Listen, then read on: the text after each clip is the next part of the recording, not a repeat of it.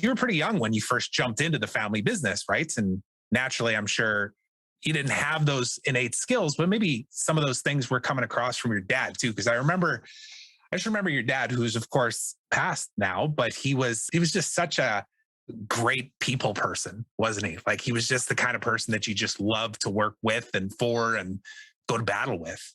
Yeah, and obviously he built up a huge, good reputation in the business world, especially in the franchising sector. There's a lot of people at the Canadian Franchise Association that still bring up his name to this day when I'm out and about in these areas of the world. And he built up an amazing reputation as a good, honest, tough businessman.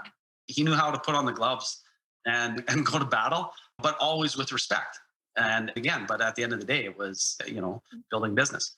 So, I think part of the early journey of the people side of it, I wrote this into an ebook that I put together, and it was a little bit of storytelling after my dad had passed. Maybe it was personal healing on my part.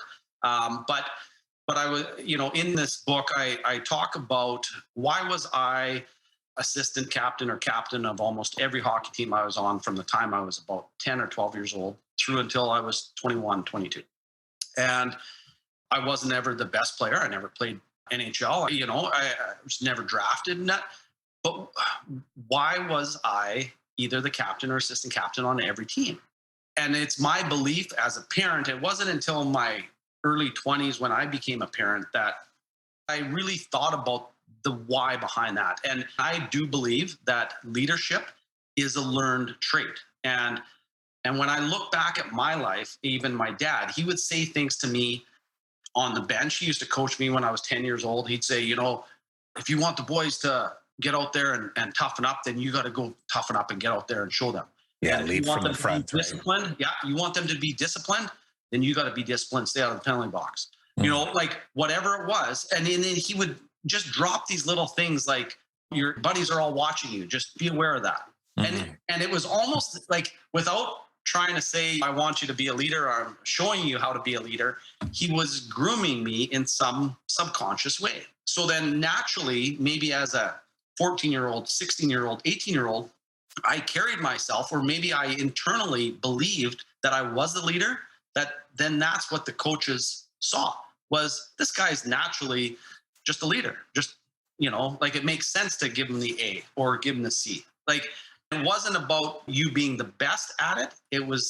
It's that leadership. So, from my story, I've grown up believing that I was a leader. So then it wasn't a surprise that I was running Sangsters, and it wasn't a surprise that I ended up buying it, because in my mind, these are things that, it's just leadership and running.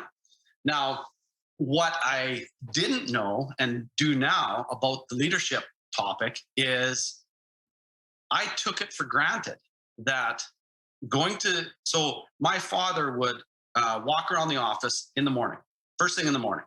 He would talk to the warehouse, talk to the accounting, talk to the sales, and he would burn 45 minutes to an hour doing his round.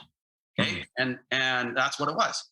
When I became owner and president, I did my round. It was just what we did. It was what I knew. It was part of the process. So you're standing in the back with the warehouse staff. You're having your coffee. You're asking them how their night was, or about the football game that was on last night. Whatever the case is. Thanks so much for watching. If you enjoyed that clip and you want to watch the full unedited episode, go ahead and click over here. And while you're at it, don't forget to subscribe. It really does mean a lot to me. Thanks so much.